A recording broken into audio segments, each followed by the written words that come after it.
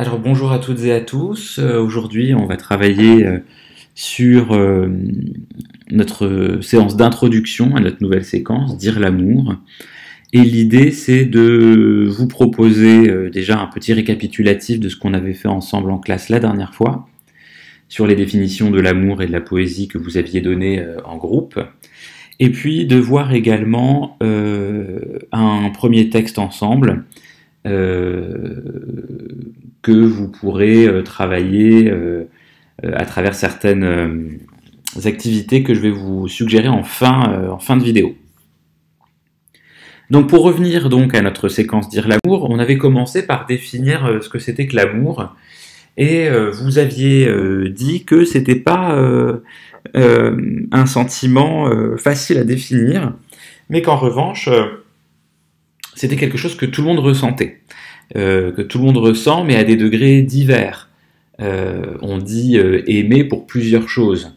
Par exemple, on va aimer un plat, on va aimer un objet, mais on va aussi aimer ses amis, on va aussi aimer sa famille, on va aussi aimer son amoureux ou son amoureuse.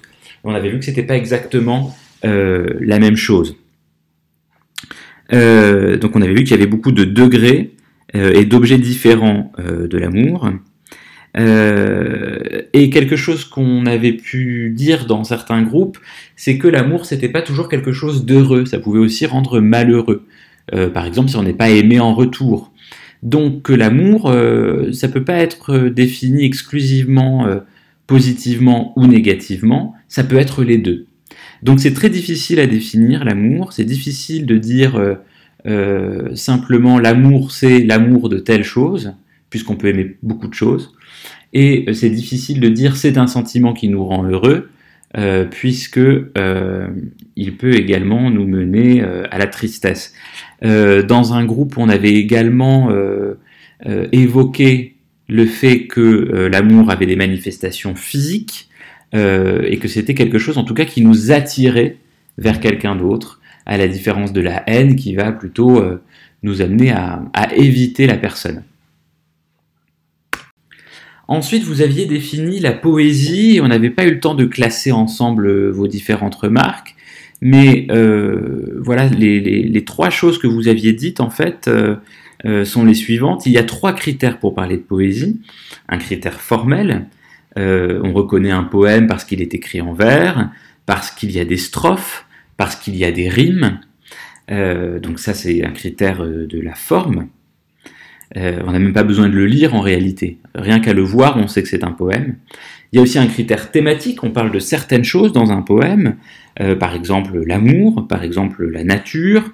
Ça va permettre au poète d'exprimer des sentiments personnels. Quelqu'un d'entre vous avait dit que le poème c'était un reflet de soi.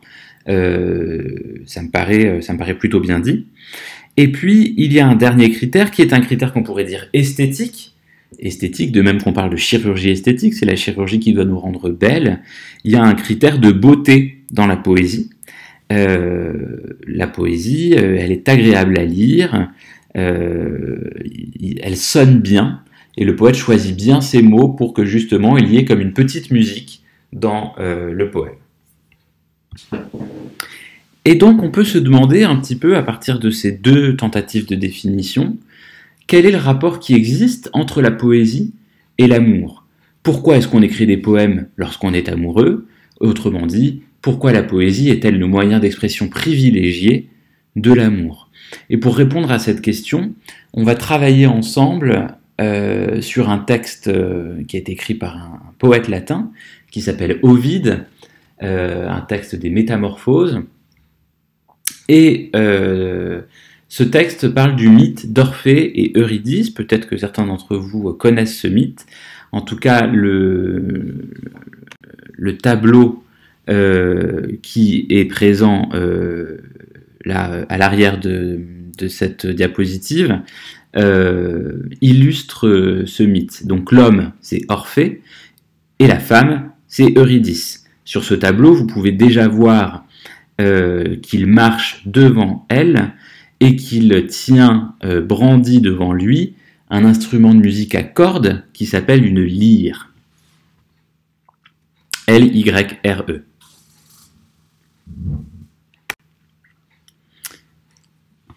Sur cet autre tableau, on voit exactement la même chose, donc l'homme qui marche devant la femme, il la tient par le bras, et toujours la lyre à côté de lui.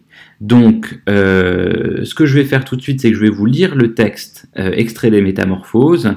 Ce texte, je vous le mets également en pièces jointes pour que vous puissiez suivre à votre rythme, pour que vous puissiez aussi relire le texte à votre rythme après.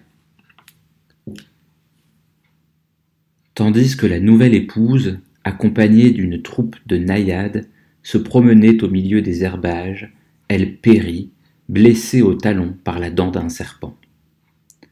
Lorsqu'Orphée l'eut assez pleuré à la surface de la terre, il voulut explorer même le séjour des ombres. Il osa descendre par la porte du Ténare jusqu'au Styx. Passant au milieu des peuples légers et des fantômes qui ont reçu les honneurs de la sépulture, il aborda Perséphone et le maître du lugubre royaume, le souverain des ombres. Après avoir préludé en frappant les cordes de sa lyre, il chanta ainsi. Ô divinité de ce monde souterrain où retombent toutes les créatures mortelles de notre espèce, s'il est possible, si vous permettez que, laissant là les détours d'un langage artificieux, je dise la vérité, je ne suis pas descendu en ces lieux pour voir le ténébreux Tartare, ni pour enchaîner par ses 3 gorges hérissées de serpents le monstre qu'enfanta Méduse. Je suis venu chercher ici mon épouse. Une vipère qu'elle avait foulée du pied lui a injecté son venin et l'a fait périr à la fleur de l'âge. J'ai voulu pouvoir supporter mon malheur et je l'ai tenté, je ne le nierai pas. L'amour a triomphé. C'est un Dieu bien connu dans les régions supérieures. L'est-il de même ici? Je ne sais. Pourtant, je suppose qu'ici aussi il a sa place. Et si l'antique enlèvement dont on parle n'est pas une fable, vous aussi vous avez été unis par l'amour. Par ces lieux pleins d'épouvante, par cet immense chaos, par ce vaste et silencieux royaume, je vous en conjure, défaites la trame, trop tôt terminée, du destin d'Eurydice. Il n'est rien qui ne vous soit dû. Après une courte halte un peu plus tard, un peu plus tôt, nous nous hâtons vers le même séjour. C'est ici que nous tendons tous. Ici est notre dernière demeure. C'est vous qui régnez le plus longtemps sur le genre humain. Elle aussi, quand, mûre pour la tombe, elle aura accompli une existence d'une juste mesure, elle sera soumise à vos lois. Je ne demande pas un don, mais un usufruit. Si les destins me refusent cette faveur pour mon épouse, je suis résolu à ne point revenir sur mes pas. Réjouissez-vous de nous voir succomber tous les deux. Tandis qu'il exhalait ses plaintes, qu'il accompagnait en faisant vibrer les cordes, les ombres exsangues pleuraient. Tantale cessa de poursuivre l'eau fugitive, la roue d'Ixion s'arrêta. Les oiseaux oublièrent de déclarer le foie de leur victime, les petites filles de Bélus laissèrent là leurs urnes, et toi, Sisyphe, tu t'assois sur ton rocher. Alors pour la première fois, des larmes mouillèrent, dit-on, les joues des Euménides, vaincus par ses accents. Ni l'épouse du souverain, ni le dieu qui gouverne les enfers ne peuvent résister à une telle prière. Ils appellent Eurydice, elle était là, parmi les ombres récemment arrivées. Elle s'avance, d'un pas que ralentissait sa blessure. Orphée obtient qu'elle lui soit rendue, à la condition qu'il ne jettera pas les yeux derrière lui avant d'être sorti des vallées de l'Averne. Sinon, la faveur sera sans effet. Ils prennent, au milieu d'un profond silence, un sentier en pente, escarpé, obscur, enveloppé d'un épais brouillard. Il n'était pas loin d'atteindre la surface de la terre. Il touchait au bord, lorsque, craignant qu'Eurydice ne lui échappe, et impatient de la voir, son amoureux époux tourne les yeux, et aussitôt elle est entraînée en arrière. Elle tend les bras, elle cherche son étreinte et veut l'étreindre elle-même. L'infortunée ne saisit que l'air impalpable. En mourant pour la seconde fois, elle ne se plaint pas de son époux. Elle lui adresse un adieu suprême, qui déjà ne peut qu'à peine parvenir jusqu'à ses oreilles, et elle retombe à l'abîme d'où elle sortait. En voyant la mort lui ravir pour la seconde fois son épouse, Orphée resta saisi comme celui qui vit avec effroi les 3 têtes du chien des enfers. dont celle du milieu portait des chaînes. Sa terreur ne le quitta qu'avec sa forme première, quand son corps fut changé en pierre.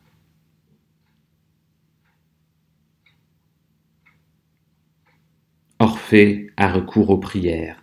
Vainement, il essaie de passer une seconde fois. Le péager le repousse. Il n'en reste pas moins pendant 7 jours assis sur la rive, négligeant sa personne et privé des dons de Cérès. Il n'eut d'autres aliments que son amour, sa douleur et ses larmes. Accusant de cruauté les dieux de l'enfer, il se retire enfin sur les hauteurs du Rhodope.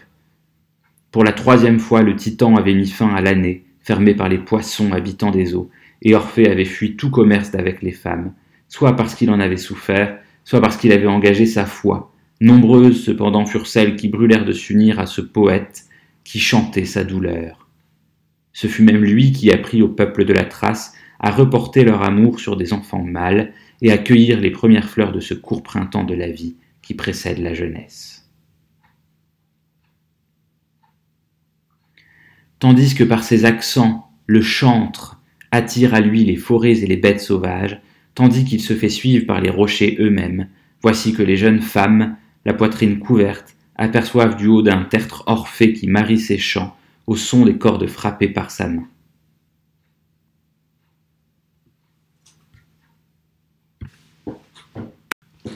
Alors, le texte est un petit peu long, vous pourrez le relire vous-même, donc grâce au fichier que j'ai mis en pièce jointe dans le mail sur le NT.